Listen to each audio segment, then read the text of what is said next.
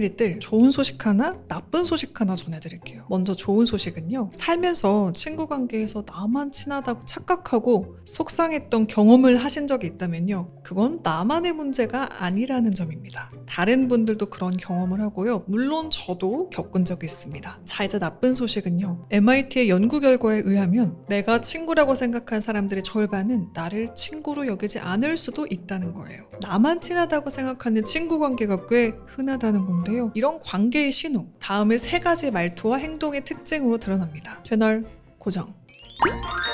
히린추입니다. 먼저 제가 겪었던 일부터 소개해드릴게요. 몇 년 전에 매일 통화하는 친구가 있었습니다. 잘 통한다고 생각해서 저도 흔쾌히 전화를 받았고요. 이제 매일 길게 통화하니까 우리 꽤 친해진 친구구나 라고 생각했습니다. 그런데 어느 날 갈등이 생겼을 때 그 친구가 이렇게 말하더라고요. 사실 우리 안 지 몇 달밖에 안 됐잖아. 맞아요. 맞는 말인데 저는 조금 다르게 생각했거든요. 저는 1년에 한 번씩 만나는 5년 된 사이보다 반년간 매일 통화한 사이가 훨씬 더 가깝고 친한 사이라고 생각하거든요. 저에게 친밀함은 기간도 물론 중요하지만 굳이 따지자면 밀도였거든요. 그런데 그 친구는 기간이 훨씬 더 중요했던 거죠. 이 기준이 달랐던 겁니다. 마음이 달라서 조금은 속상한 마음도 들었지만요. 저는 그럴 때마다 이렇게 생각합니다. 관계를 맺는 속도나 스타일이 다른 사람을 이해할 수 있는 사람 경력이 쌓인다고 생각했습니다. 상대를 알았으니까 조금 더 조심할 수 있게 되고요. 근데 이게 저만의 얘기는 아니더라고요. 오프닝에서 언급했던 MIT 미디어랩의 우정 상호성 실험인데요.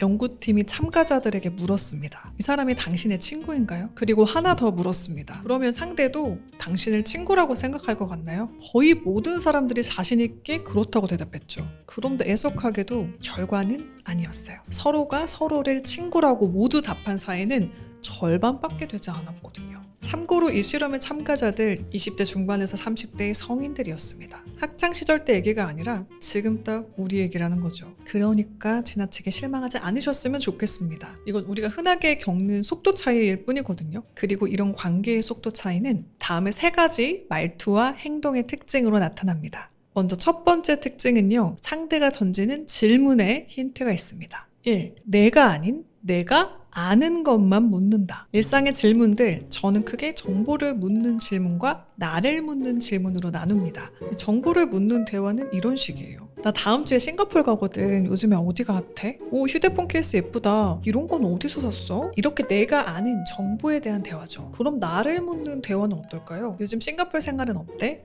적응 좀 잘했어? 휴대폰 케이스 예쁘다. 원래 노란색을 좋아하는 편이야? 이렇게 내 삶을 묻고 취향을 묻습니다. 물론 보통의 대화는 이 2가지가 섞입니다. 어떻게 맨날 나를 묻는 대화만 하겠어요. 그런데 상대가 질문할 때 지나치게 정보성 질문에만 치우쳐 있다면요. 상대는 생각보다 그렇게 나를 가깝다고 생각하지 않을 수도 있습니다. 왜냐면 이런 정보성 대화는 누구와도 할 수 있거든요. 회사에 안 친한 팀장님, 대표님과도 요즘 회사 근처에 어느 맛집이 핫한지에 대해서 얘기할 수 있으니까요. 친한 사이에선 자연스럽게 서로를 궁금해하고 서로의 얘기를 하기 마련이죠. 그래서 질문을 할 때 나를 향한 질문도 합니다. 나 자체에 대한 질문이. 물론 성향이나 사람에 따라서 나와 친하지만 정보를 주고받는 게 더 낫다 라고 느끼는 사람도 있습니다. 특히 요즘 말하는 MBTI 대문자 T 성향이 강해서 감정을 주고받기보다는 이 사실적 대화를 중시하시는 분들이 특히 그렇죠. 하지만 적어도 하나는 궁금해할 겁니다. 내가 뭘 하는지, 요즘에 뭘 먹는지, 요즘 뭐 하고 지내는지처럼요. 감정이 없더라도요. 적어도 대화의 방향이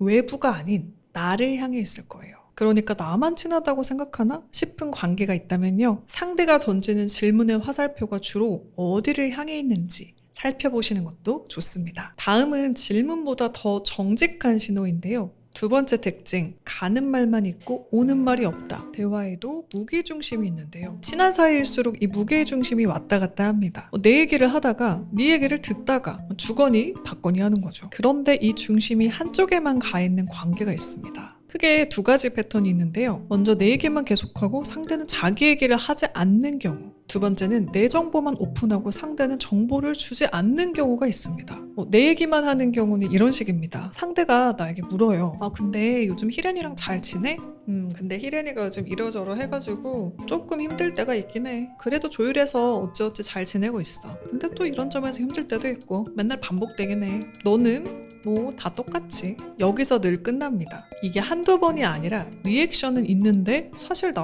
나는 그랬어. 가 전혀 없습니다. 나를 얼마만큼 열었느냐. 이를 자기개방이라고 하죠. 이 자기개방의 속도를 보면요. 상대와 내가 비슷한 속도로 우정을 쌓고 있는지 나만 폭주 중인지 알 수 있기도 한데요. 서로를 여는 이 마음의 수위가 맞춰질 때 관계가 깊어집니다. 그래서 상대가 열어주는 수위를 가만히 들어보시면요. 상대가 정해놓은 우리의 관계의 수위를 알 수 있습니다. 물론 반대 케이스도 있습니다. 본인만 얘기하고 나는 전혀 얘기를 못하는 케이스죠. 저희 채널에서 많이 다뤄왔죠. 이 첫 번째로 얘기했던 나를 궁금해하지 않는 그런 느낌이기도 하고요. 그리고 두 번째로 얘기했던 정보 역시 마찬가지인데요. 저는 이런 타입이 좀 힘들었습니다. 제 정보를 만날 때부터 하나부터 열까지 다 물어봅니다. 예를 들어 어떤 브랜드 옷이 가성비가 좋은지, 강의할 때는 어떤 옷이 더 좋은지처럼요. 그래서 저는 성심성의껏 알려줍니다. 근데 정작 제가 필요할 때 질문을 하거나 도움을 청하면 전혀 돌아오지가 않는 거예요. 이런 식으로 답을 하더라고요. 근데 이건 나도 받은 거라 어디였지? 회피를 항상 하고 한 번도 알려준 적이 없습니다. 이런 패턴이 계속되니까 저한테도 좀 물음표가 생기더라고요. 나를 그렇게까지 친하다고 친구로 생각하는 게 아닌가? 물론 친구로 생각하면서도 이렇게 행동할 수 있습니다. 그리고 매번 이 무게중심이 가운데 반반일 수는 없어요. 어떤 날은 내가 힘들어서 내 얘기만 실컷 하고 오기도 하고 어떤 날은 상대의 고민만 듣다 오기도 하고요. 그게 사실 자연스러운 거죠. 그래서 이 한 번의 대화가 아니라 전체의 흐름을 보셔야 합니다. 우리 관계를 계속 몇 달, 몇 년을 돌아봤는데 말이 계속 한쪽으로만 흐르고 있다? 내가 꺼냈던 이 마음이 한 번도 돌아온 적이 없다. 그러면 상대는 생각보다 나와의 거리를 유지하고 싶은 걸 수도 있습니다. 가는 말이 고와도 돌아오는 말이 없으면 요거는 대화라기보다는 응대죠. 마지막 특징 세 번째, 반응은 하는데 기억을 못한다. 앞에 두 가지 특징이 대화를 하는 순간의 신호였다면요. 이거는 대화가 끝나고 나서 느껴지는 신호입니다. 예를 들어 내가 얘기할 땐 분명히 리액션이 좋았어요. 대박. 진짜? 와, 잘 됐으면 좋겠다. 내가 응원하고 있을게. 근데 다음에 만났을 때 전혀 기억을 못합니다. 너 이직 준비했었어? 내가 분명히 말했거든요. 그것도 꽤 길게요. 그래서 응원한다고 했습니다. 관계심리학에서는 친밀감이 생기는 핵심 과정을 이렇게 설명하는데요. 내가 내 마음을 열었을 때 상대가 그 마음을 이해하고 존중하고 소중하게 받아준다고 느낄 때 친밀감이 깊어진다고요. 사실 당연한 얘기죠. 소중하게 받아주는 사람과 휘발되고 매번 리셋되는 관계, 깊이가 다를 수밖에 없겠죠. 그냥 리액션하고 반응하는 대신 정말 기억했다가 꺼냈을 때 상대가 이를 진심이라고 느끼고 감동하는 것처럼요. 그때 그 일 어떻게 됐어? 이직 준비한다고 했잖아. 잘 돼가? 내가 다시 꺼내지 않아도 상대가 먼저 꺼내주는 식입니다. 저도 예전에 이런 얘기를 듣고 반성한 적이 있습니다. 상대가 했던 어떤 얘기를 제가 기억을 못한 거예요. 물론 그때 정말 바쁘고 정신없고 제가 힘든 시기이기도 했습니다. 그리고 기억력은 사람마다 다르죠. 어제 뭘 먹었는지도 가물가물하신 분들 있잖아요. 물론 저도 그렇습니다. 그런데 내가 정말 친하게 생각하는 친구가 그렇게 느꼈다면 조금 더 기억을 하도록 노력해야겠다. 제가 많이 배운 어린이 한 분 계신데요. 주변에 사람들이 많이 잘 따르십니다. 정말 많은 분들을 만나시거든요. 근데 그분들을 한 분씩 다 이름과 특이사항을 기억하시는 거예요. 비결은 메모였습니다. 휴대폰 메모장에 이분의 성함과 특이사항, 가족의 이벤트 등을 짤막한 키워드로 기록해 놓으셨습니다. 그렇게 기억을 하려 노력하시고 다시 한번 만났을 때 저번에 그 아드님 일은 잘 해결되셨어요? 라고 말하니 상대와 더 친밀해질 수 있는 것처럼요. 그러니 혹시 나 원래 잘 깜빡하는데 내가 문제인가? 싶으셨다면 지나치게 자책하지 않으셔도 됩니다. 메모를 하시는 것도 참 좋지만 자연스럽게 일을 흘려두신다면 디테일은 있는 게 정상입니다. 날짜, 회사 이름 이런 것들이요. 그런데 그 디테일이 아니더라도 적어도 큰 이벤트만큼은 기억해 주시면 좋죠. 이직 준비, 어디가 아팠던 얘기, 정말 축하할 얘기처럼요. 신기하게도요. 마음이 있으면 전체적인 느낌, 말의 온도를 기억합니다. 너 그때 뭔가 힘들어 보였는데 요즘은 괜찮아? 처럼요. 정확하게는 기억을 못해도